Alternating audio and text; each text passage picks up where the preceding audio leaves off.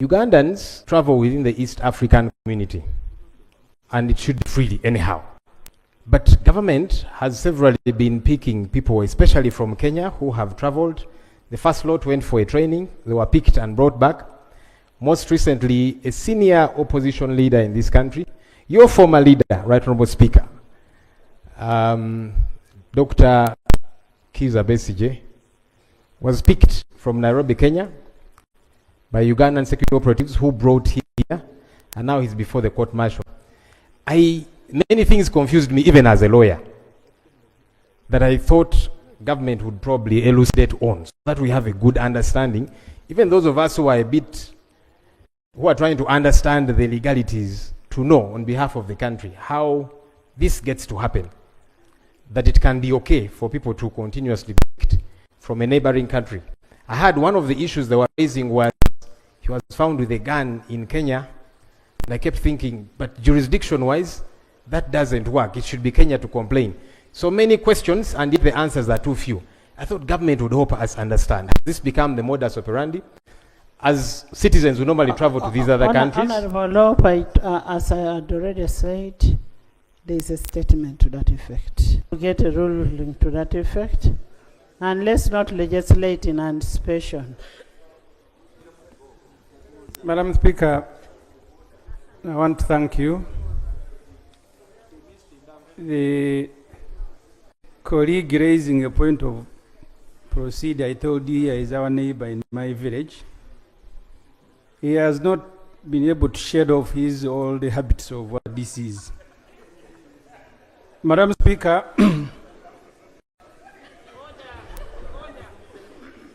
this statement... Give us the statement.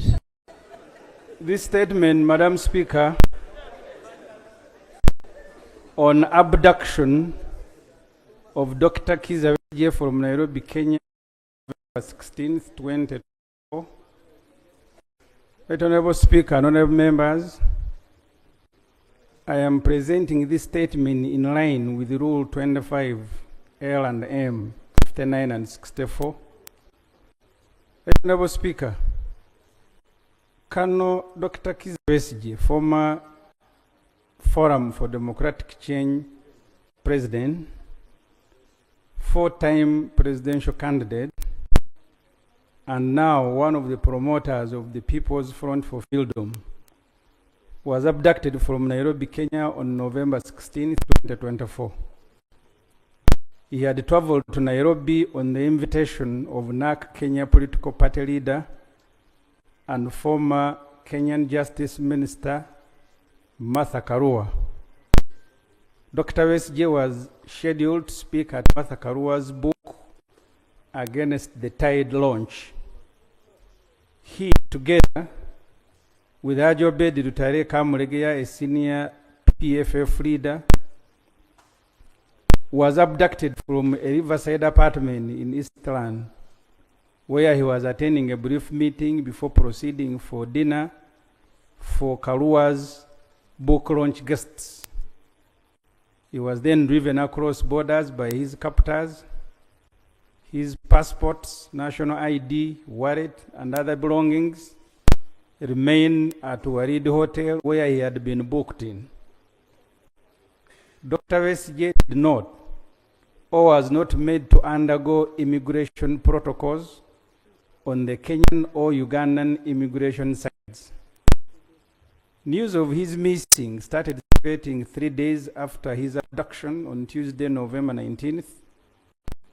Right Honorable Speaker and members, Dr. Besigye was then miraculously arraigned before the Military Disciplinary Committee, commonly known as court martial, on Wednesday, November 20th.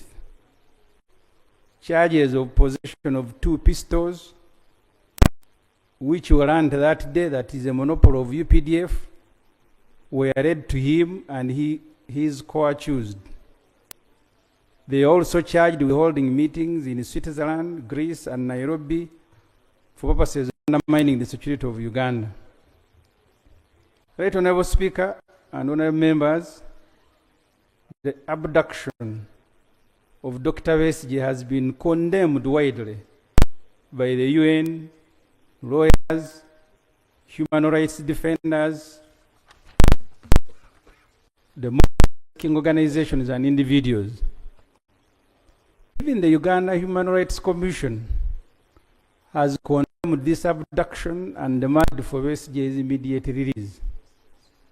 I call upon you, Madam Speaker, and the House to join the world in condemning this heinous crime of abduction. Condemned because there are laws, international and domestic, that govern extradition and deportation. The Ugandan, Kenyan, and international laws were all in this case not followed. Only criminals can do this. You may not be concerned with the Besigye, but be concerned with the state continuing to act criminally. I want to emphasize that point. You may not be concerned with the Besigye, but you should be concerned with the state continuing to act criminally. Madam Speaker, I raised the issue of the 36 PF members that were abducted from Kisumu in this House. They were handcuffed and driven across borders in similar manner. The 3 women who were part of this group were not allowed to ease themselves for 14 hours. When they were finally allowed, it is male soldiers that were pulling their knickers and ordered them to urinate as they remained handcuffed. They were later charged with terrorism. Madam Speaker and members, we are concerned with the continuing human rights violations by the NRM government, including ministers working in jails and making people to confess to crimes they have not committed, and then getting the NRM chairman to pardon them. All things concern us, and they should concern every MP. This parliament should also demand for an explanation from Kenya. Even Chris was abducted. I went to see him at Ginger Road. They had denied him simple things, including slippers. That giant you see there. This parliament, Madam Speaker, should also demand for an explanation from Kenya. You know, he was representing us in finding out how the Honorable Nevanda died. They charged him with stealing body parts. Is that a part of your statement? No, I was reminding him to sit down and listen to the statement. It is not part of the statement. Maybe you wanted to compliment on what? I am sorry, Madam Speaker. Madam Speaker and members, we are concerned with continuing human rights violations by the NRM government. This must stop. We demand for an explanation from government, Madam Speaker. This parliament should also demand for an explanation from Kenya, whether it is still subscribes to the East African Community Brotherhood. The ministers of internal affairs, who heads immigration, foreign affairs, and defense, Madam Speaker, must be made to explain to this parliament this incident and to the country. Madam Speaker, I thank you very much. Thank you. Thank you. Government.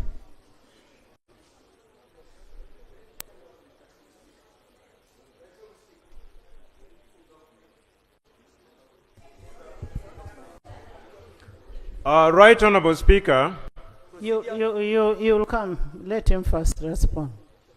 I am alive to the fact that the issue substantially raised by Honorable Semujunganda is a matter before a court established through an act of parliament, the UPDF Act. What I can confirm on behalf of government is what is already in the public domain. That Colonel retired Dr. Kizza Besigye arrested,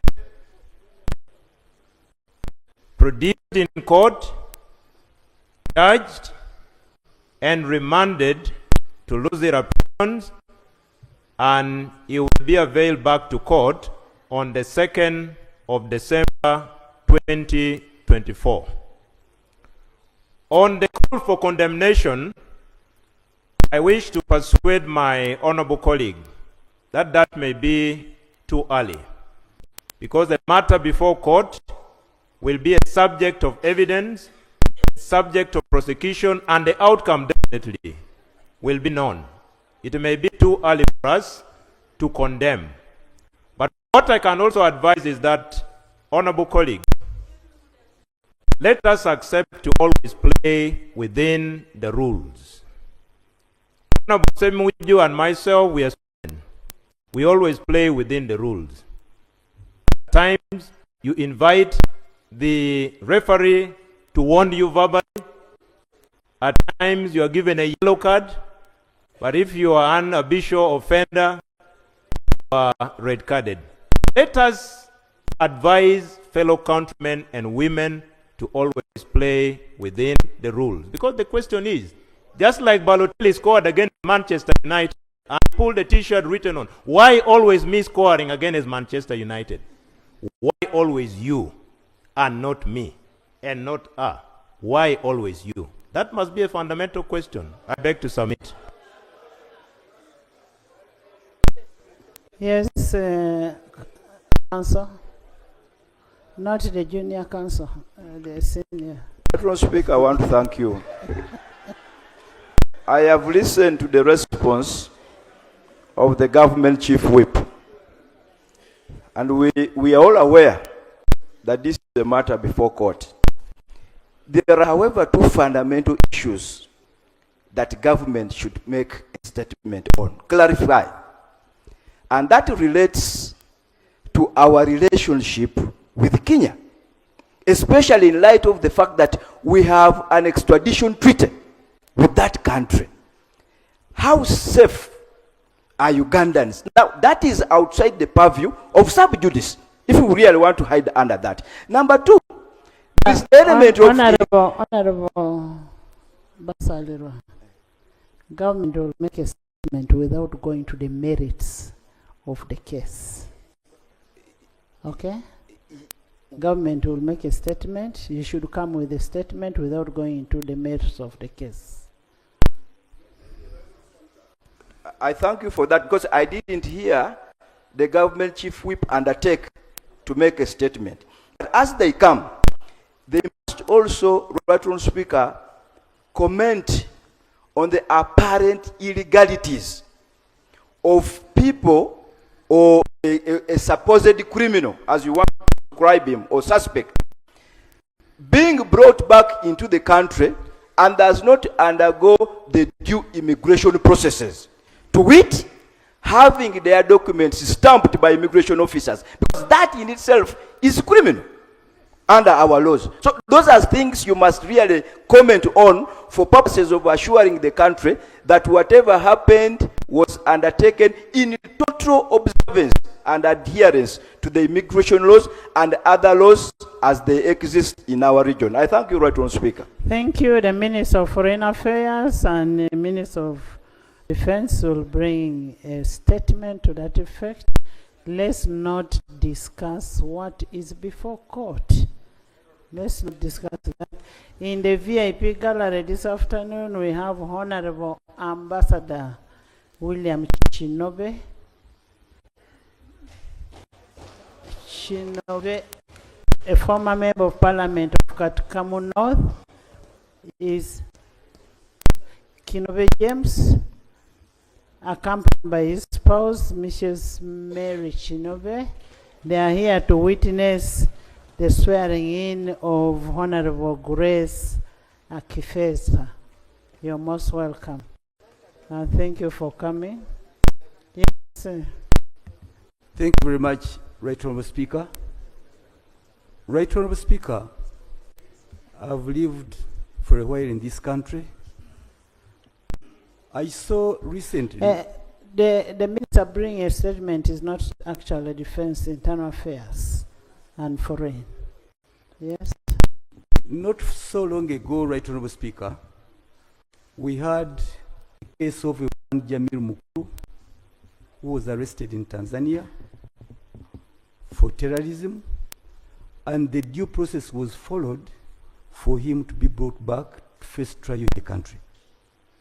Right, Honourable Speaker, just not so long ago, we had a big problem in this country with our neighbors Rwanda, where the top police officers were arrested and court-martialed for allegedly participating in the abduction of Rwandans who were in Uganda. Right, Honourable Speaker. That should form the framework for today's discussion. Right, Honourable Speaker. How have we degenerated that as a country? I don't know what is happening to those manning the statute of this country. Why is the things that we thought would not happen, we are now forming the headlines on BBC, on international media? Search, Yes, yes. Search. Honorable Search. I thought we had made a ruling on that to wait for the report and then we discuss the report. Most obliged, Right, Honourable Speaker. But there are those that attack the innocent conscience of Ugandans that may not wait. If the government was proactive, they would even have demanded to be placed on the order paper, but they have not. And once they keep quiet, we have no any other option but to put it to government and those manning our security That's why circles. we have put it to government to bring an explanation to that effect. Yes, but to show that even this side, we are not complicit with what happens. That abuse of the due process, Right, Honourable Speaker and members, should cut across the entire parliament. Thank you. We can't see what Mama is happening, Mavera. is going Mama back Mavera. to what happened in the 80s. And Yes. the ministers, you can't see it when this is happening. There's Okay, then come and tell the country. Thank you very much, Right Honourable Speaker. You have already guided on the matter that the government comes up with a statement without touching on matters of sub judice. So I think we can have a debate when that statement comes. But why I rose was clarified because the Honourable Uganda, yes, he is, made an assertion that I was abducted by government. And that's because I stole body parts. I just wanted to clarify for the record that in the 9th Parliament, our colleague, the Honourable Serena Nebanda, died. May her soul continue to rest in peace. And I was a parliamentary commissioner then. And the parliamentary commission and the family and police, we had a tripartite arrangement in establishing the cause of death. But in the process, the state saw that some of the steps we took, especially to send samples outside the country, normal practice in the medical profession, the state thought that it was irregular and unlawful. And indeed, I was arrested. Yes, arrested together with other colleagues. We appeared in the court for 9 months, and the court ruled that we had no case to answer. The Honourable Katuntu was my lawyer. So I just wanted to clarify.